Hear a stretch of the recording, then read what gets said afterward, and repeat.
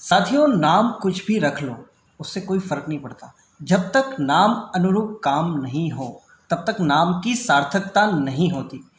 तो आज हमारे साथ हैं यश वागरेचा। यश जी ने 12th CBSE में जावरा में टॉप किया है और काफ़ी जो है कल से ये छाए हुए हैं। तो हम सबसे पहले यश जी को बधाई देते हैं। आपको बहुत बहुत बधाई, आपने जावरा टॉप किया और जावरा का नाम रोशन किया है। तो साथियों, टॉपर कैसे बना जाए, टॉपर बनने के पीछे की क्या कहानी है, टॉपर बनने के लिए क्या क्या जतन करना पड़ते हैं, आज हम यश जी से ऊर्जात्मक मार्गदर्शक संवाद करते हैं। यश जी, मैं सबसे पहले आप जानना चाहूँगा कि आपकी जो प्राइमरी एजुकेशन से लेके अब तक की जो एजुकेशन है वो कहाँ पर हुई, कैसे हुई, उसके बारे में बताएं। मैं शुरू से सबसे पहले तो मैं जावरा में ही हूँ कब से, और मैंने स्टार्टिंग से मतलब कि नर्सरी से मैं जावरा पब्लिक स्कूल में ही हूँ और 12th भी मैंने जावरा पब्लिक स्कूल से ही दी। ओके, एक ही स्कूल में? हाँ, एक ही स्कूल में स्टार्टिंग से। तो आपने 10th के बाद में जब करियर चूज़ करने की, जब सब्जेक्ट चूज़ करने की बारी आती है, तब आपको किसने गाइड किया, आपको जो है किससे प्रेरणा मिली? मेरे को मेरे दादाजी से प्रेरणा मिली, क्योंकि एज इन वो भी टैक्स कंसल्टेंट है और मेरे को पहले से ही अकाउंट्स में बहुत ज़्यादा इंटरेस्ट भी था, और कॉमर्स फील्ड एक तरीके से घर की ही फील्ड है। तो उसमें मेरे को पहले से ही इंटरेस्ट था, तो मैंने ये सोचा था कि कॉमर्स में सबसे बड़ी चीज़ करना है, तो मैंने इसलिए कॉमर्स लिया। जी साथियों, मैं आपको बताना चाहूँगा कि यश जी के दादा श्री विमल जी वागरेचा वे कर सलाहकार है। तो आपका सपना रहा कि भाई मैं उनको तो आपने वो सपना पूरा करने के लिए आगे आप बढ़ा। तो जो है आपने जब स्कूल टाइम में जब पढ़ाई करते हैं तो स्कूल लाइफ में आप ऐसा क्या क्या करते थे जिससे आपका जो है पढ़ाई में जो है रैंक अच्छा आता था, या आप ऐसे क्या तरीके अपनाते थे जिससे कि आप पढ़ाई अच्छे से कर सकें? मैंने कभी भी ऐसा नहीं सोचा कि अपने को दिन में 7 से 8 घंटे पढ़ना है या 6 से 7 घंटे पढ़ना है। मैंने ऐसा कभी नहीं सोचा। मैंने हर बार वीकली टारगेट्स बनाए कि एक वीक में अपने को इतना करना है, और वीकेंड पे सैटरडे संडे को ये देखना कि अपन ने पूरे वीक में क्या क्या करा है। तो उसके अकॉर्डिंग वो होते गया, और जैसे जैसे होते गया उसमें ना तो मेरे को ज़्यादा स्ट्रेस पड़ा एग्जाम के टाइम पर, नहीं कुछ ऐसा कुछ भी हुआ। एट द टाइम ही जैसे जैसे स्कूल में होता था वैसे वैसे मैं करते जाता था। तो आप कोई ट्यूशन वगैरह भी आपने? हाँ, आर्यन कोचिंग क्लासेस में जाता था, MRF टायर्स के उस वाली बिल्डिंग में है जी, वहाँ पर जाता था मैं 11th-12th में। तो आपकी जो दैनिक दिनचर्या, डेली शेड्यूल जो होता था वो क्या होता था? आप किस तरीके से अपने सारे प्रबंधन करते थे सारे कामों का? सबसे पहले तो school as in routine, school जाकर आते थे हम लोग, वो उसमें ही हो जाते थे, हमको 3 से 3:30 तक उसमें ही हो जाते थे। उसके बाद स्कूल से आने के बाद सीधे डायरेक्टली खाना वाना खाकर हमें कोचिंग जाना होता था। कोचिंग पे 5:30 तक, 5:30-6 बजे तक सर हमारी कोचिंग देते थे आर्यन क्लासेस पर ही। उसके बाद घर पे आके सबसे पहले होमवर्क ही इतना सारे रहते थे हमारे स्कूल के, कोचिंग के, फिर उसके बाद अपने को सेल्फ स्टडी करना है। तो वो अपने अकॉर्डिंग जितना जितना हर एक दिन का आपका लोड है उस हिसाब से आप करते जाओ। जी, तो आप क्या मानते हैं कि सफलता या जो अच्छे अंक लाने में स्कूल के साथ साथ में हमारी खुद की भी मेहनत चाहिए होती है? वो तो या स्कूल अच्छा होना, कहते हैं कि अच्छा स्कूल होना जरूरी, तो आपका क्या मानना है सर? अगर मैं आपको बताऊं कि हमारा स्कूल अभी तक के सब जने ऐसे मानते थे कि जेपीएस मतलब कुछ नहीं, बाकी आज उन लोगों को पता पड़ गया है कि जेपीएस क्या चीज़ है। आज हर स्कूल जेपीएस के नाम से जाना जाएगा अब जावरा। तो उससे मेरे को बहुत प्राउड फीलिंग होती है। और सिर्फ यही नहीं कि हमारी स्टडीज़ तो ऑब्वियसली मैटर करती है, अगर हम मेहनत करेंगे तो ही हम अपने स्कूल का नाम, अपने परिवार का नाम रोशन करेंगे। उसी के साथ साथ में स्कूल और हमारे पेरेंट्स का सबसे बड़ा हाथ होता है किसी भी बच्चे की सफलता में। साथियों, मैं बताना चाहूँगा कि यश जी के पापा विकास जी वागरेचा वे भी IT एक्सपर्ट हैं, और आपको मुझे लगता है कि IT में भी उनसे काफ़ी गाइडेंस मिला होगा। जो गूगल उसका इंटरनेट का कितना यूज़ किया आपने? इंटरनेट मैंने 11th-12th में इंफॉर्मेटिक्स प्रैक्टिसेस IPP एक सब्जेक्ट लिया था। उसमें मतलब हमको सब चीज़ें कंप्यूटर प्रोग्रामिंग से रिलेटेड थी। उसमें भी मेरे को एक इंटरेस्ट सही सही पापा वो करते हैं तो वो मैंने लिया था, और उसमें बहुत ज़्यादा इंटरेस्ट ही था मेरा। और गूगल वगैरह उन सब से तो मतलब दिनचर्या मेरे उसमें ही जाती है पूरी। नहीं तो जो रेगुलर बुक्स वगैरह जो आपकी रहती थी, उसके अलावा आपने इंटरनेट से भी कंटेंट जुटाया, या केवल बुक्स वगैरह से काम हो गया? लोग बाग बोलते हैं कि मोबाइल आपको यूज़ नहीं करना चाहिए, पर मोबाइल में कहता हूँ अगर अपन सही चीज़ के लिए अगर मोबाइल का यूज़ करेंगे तो वो भले ही आप स्कूल में पढ़ने जा रहे हो उससे भी ज़्यादा बेनिफिशियल आपके लिए मोबाइल हो सकता है। मैं स्कूल से आता था और मैं इवन मेरा होमवर्क करने के बाद मैं मोबाइल चलाता था, मोबाइल में पढ़ता था मैं। उस टाइम पर जब मैं फ्री होता था तब मैं पढ़ता था मोबाइल में। उस मोबाइल की पढ़ाई की वजह से मेरे इतने सारे कॉन्सेप्ट्स क्लियर हुए उसी टाइम पे, जब जो जो जैसे क्लास टीचर ने पढ़ाया वही चीज़ आकर मैं वापस से यूट्यूब पर भी पढ़ता था, तो बहुत बेनिफिशियल रहता था। निश्चित ही सभी स्टूडेंट्स के लिए ये बहुत ही अच्छी एक सीख है कि मोबाइल का सदुपयोग किया जाए। बहुत अच्छी बात है। तो आप जो आपका सब्जेक्ट है वो क्या, उसके बारे में हमको बताइए थोड़ा। सब्जेक्ट मेरे 5 सब्जेक्ट थे, मतलब कॉमर्स में। एक था accounts, business studies, informatics practices, English और आईपी। इनमें से मेरी 3 सब्जेक्ट्स के तो पेपर हो गए थे, 2 में एवरेज मार्किंग मिली क्योंकि कोविड-19 की वजह से वो पेपर्स तो कंडक्ट हो नहीं पाए थे। और मेरा सबसे स्कोरिंग सब्जेक्ट था अकाउंट्स और बिजनेस स्टडीज़ और इको। ये 3 सब्जेक्ट मेरे बहुत फेवरेट भी थे, ये तीनों सब्जेक्ट। बाकी भी अच्छे थे, मतलब ओवरऑल अगर देखा जाए तो ये तीनों मेरे बहुत ज़्यादा फेवरेट थे सब। तो उसमें आपकी स्कोरिंग काफ़ी अच्छी हाँ, थी। उसमें अच्छी थी। तो आपने ये जो शेड्यूल जो आप बता रहे थे वीकली टारगेट का, तो आप हर सब्जेक्ट को कैसे पढ़ते थे? उसको मतलब याद करने का आपका तरीका क्या रहता था? सब्जेक्ट को याद नहीं, मैं हमेशा सब्जेक्ट को पढ़ता था, मुझसे याद तो होता ही नहीं था कोई भी सब्जेक्ट। याद करने से अच्छा मैं सोचता था कि एक बार पूरा चैप्टर में रीड कर लूँ और उसमें से फिर मन से लिखता था, जो जो भी जैसे क्वेश्चन आते थे उसको अपनी मन की ओन फ्रेम करके अपनी लैंग्वेज में उसको लिखता था। और अगर अपनी लैंग्वेज में लिखते तो हमको उसके अकॉर्डिंग से मार्क्स मिलते और अपने को उससे एनालिसिस भी होता है कि अपन अपनी वोकेबलरी कैसी है और अपने को कैसे क्या आंसर्स लिखना है। अगर कॉपी में लिखा हुआ है अपन पढ़ लेंगे तो अपने को और कुछ एक्स्ट्रा अपने को एजुकेशन मिल ही नहीं पाएगी उस पर्टिकुलर टॉपिक से रिलेटेड। तो मैं बुक रीडिंग को प्रेफर करता था, मैं आंसर्स याद करने में नहीं। अच्छा, आप अपने डेली शेड्यूल में अपनी फिटनेस के लिए क्या क्या करते थे?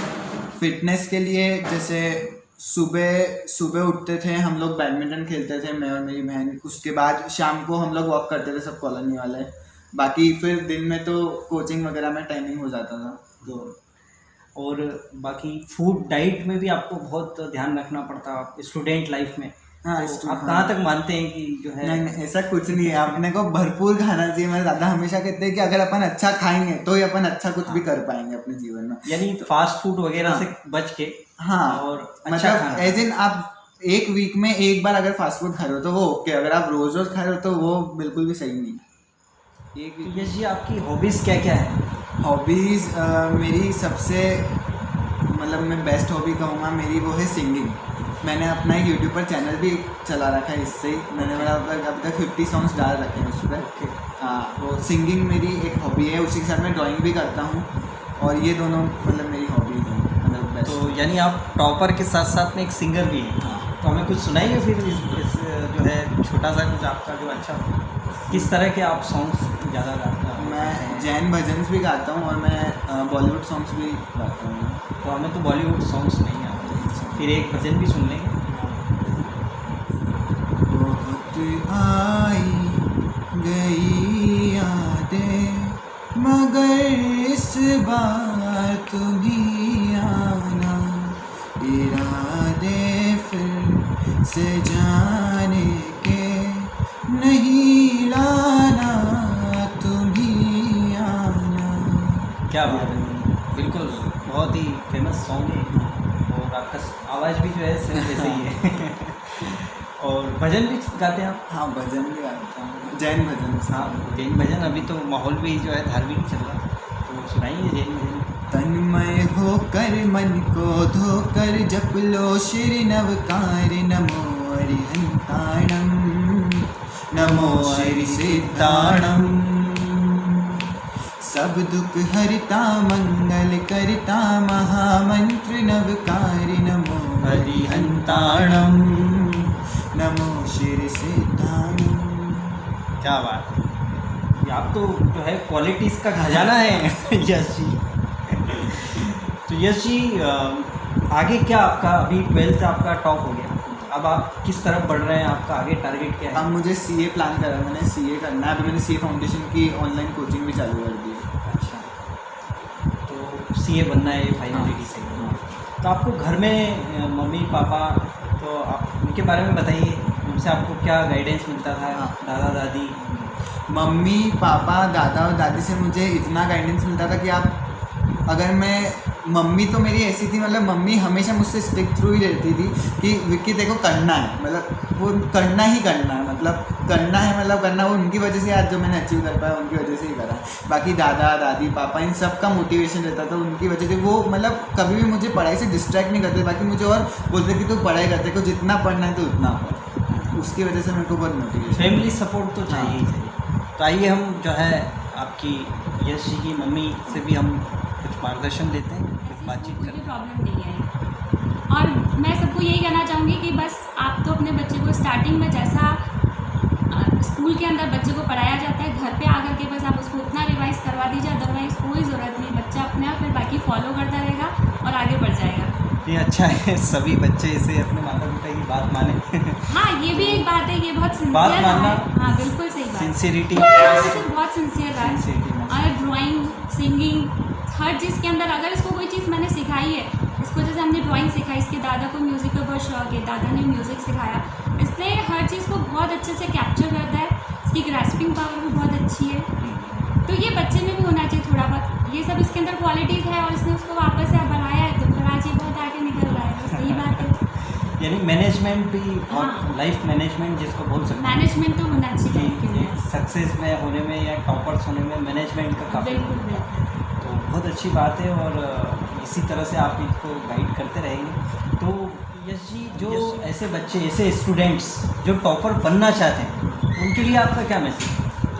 जो टॉपर्स बनना चाहते हैं, मैं तो कहता हूँ कि जो बच्चा अच्छा पढ़ता है सिर्फ वही टॉपर बन सकता है, ऐसा कुछ ही नहीं है। बच्चे को कभी भी लोड नहीं लेना चाहिए कि बाप रे मेरे को इतना सारा पढ़ना है, 12th है तो 12 में पढ़ना ही पढ़ना, घंटों पढ़ना। अगर अपन ऐसा सोचेंगे अपन कभी भी टॉप नहीं कर पाएंगे। मैंने आज तक कभी ऐसा नहीं सोचा कि बर्डन नहीं लिया कभी भी, जैसे 12th है तो बाप रे मतलब अपने को टॉप आने ही आना है। आप आपका 100% दो। अगर आप ऑटोमेटिक अगर आप 100% दोगे तो आप ऑलरेडी मतलब आपको जो जो अचीव करना है खुद ही आप अचीव कर जाओगे उसको। तो मैं कहता हूँ कि अगर किसी बच्चे को करना है तो आपको डेली रूटीन में पढ़ना चाहिए। सबसे पहले तो जो जो आपको स्कूल में टीचर्स पढ़ा रहे हैं उसको ही सेम डे रिवाइज करना चाहिए। ऐसा नहीं कि आज अपन ने करा तो कल के ऊपर छोड़ दिया, कल के ऊपर। हाँ, पेंडिंग अपने को कभी नहीं करना चाहिए। उसी के साथ साथ में हर मंथ में अपने को एक बार जितना अपन ने स्कूल में पढ़ा है हर मंथ में अपने को रिविज़न करना चाहिए। और इसके साथ में रेगुलर स्टडीज़ अगर अपन करेंगे तो सक्सेस सीधे आएगी, उसमें से कुछ है ही नहीं। तो कहाँ पे वीक पॉइंट लगते हैं आपको कि जो स्टूडेंट्स लाइफ में ये वीक पॉइंट्स होते हैं और उसके कारण जो है काफ़ी एजुकेशन जो है वो प्रभावित होती है? बहुत सी बार बच्चे डिस्ट्रैक्ट हो जाते हैं, जैसे कि अगर हम एक्सेसिव मोबाइल का अगर अपन यूज़ कर लेते तो अपन फिर सोशल मीडियाज़ और इधर उधर ही लग जाते हैं, अपन पढ़ाई की बात तो कर ही नहीं पाते। तो और सोशल मीडिया ऐसी चीज़ है अगर अपने को लगता है कि अपन आधा घंटा चला पर वो 3 घंटे हो जाता है, अपने को मालूम भी नहीं पड़ती और अपने को लगता है अपने सिर्फ आधा घंटा चला है।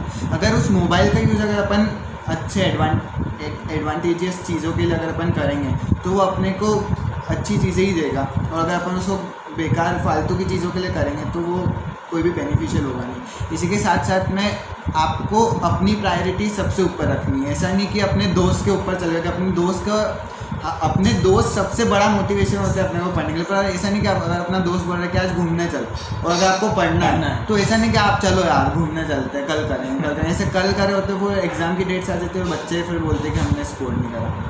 तो आपको रेगुलर स्टडीज़ करनी, बस मेन तो यही है। तो आगे जो है CA जो आप करेंगे उसमें किस तरह से आप अभी तैयारी कर रहे हैं उसके लिए?